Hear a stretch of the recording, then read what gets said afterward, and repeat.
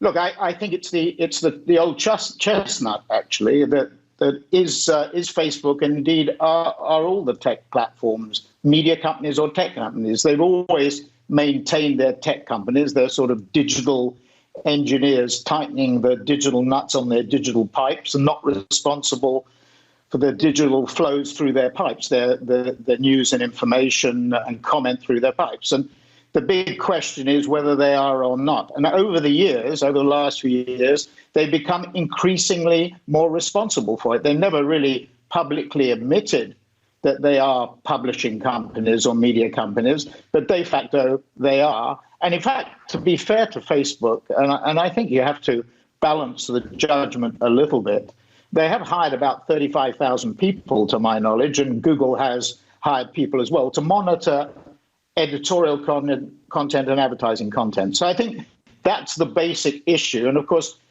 things like waves of change and meaningful change, like Black Lives Matter, has made this even more important, particularly as we go into a US presidential election. And we're in now the petri dish of the US presidential election, running up to November, hate speech, political intervention. And we had this in 2016, as you remember, with Cambridge Analytica. This is going to be an issue that comes to the fore. So in a way, Facebook is in the eye of the storm. Now, again, on Friday, they made changes to the way that they monitor the editorial hurdles, and the way that the algorithms, in fact, work. I think probably as a result of the increased pressure, they will have to go further, and I think they will go further. I think they're very well aware of what they have to do, and the pressures are being put on them.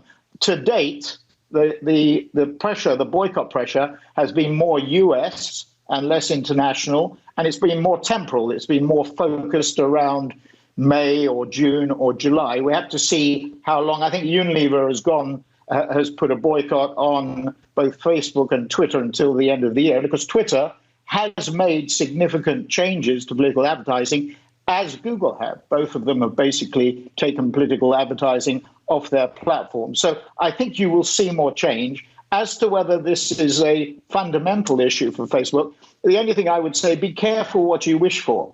Facebook is the engine, as is Google and Amazon and Alibaba. Jack Ma talks about it all the time, and Tencent and TikTok. It is the engine of growth for small and medium-sized businesses. This is the way they advertise. They often can't afford expensive free-to-air television advertising. So these media, these platforms, really provide a way for them to expand their businesses.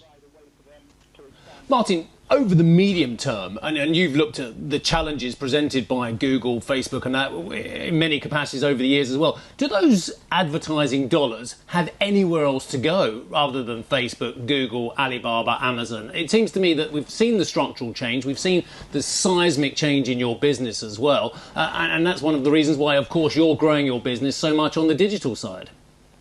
Well, even the good old Financial Times woke up to the fact that digital advertising has now become dominant. This year, we'll see digital advertising, despite compression in the overall market. The overall market, Steve, is about $550 billion to $600 billion. Digital advertising this year will be about $250 billion. Google is around about 165 billion, Facebook about 65, Amazon about 15 to 20 billion.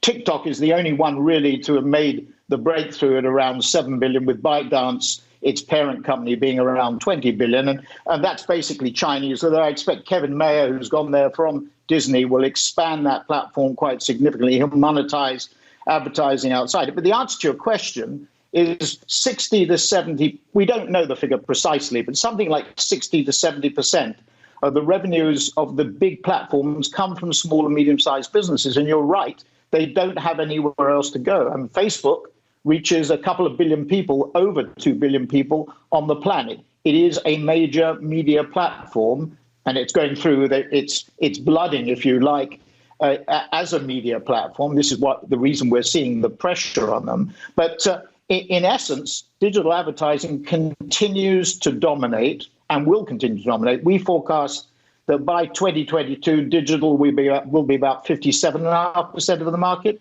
By 2024, it'll probably be 2/3 of the market, according to Michael Nathanson, one of the best media analysts in America. And I think you will see this continued growth. And through COVID-19, through these very difficult 3 to 4 months that we've seen, I mean, in our own case, we're up in the first 4 months of this year by over 15%, and that's continued, I'm glad to say, into May. We continue to see growth better in May, actually, than April, and that's pretty unique in the context of the industry that we're seeing at the moment. And digital advertising continues to be the prominent force, but boycotts notwithstanding.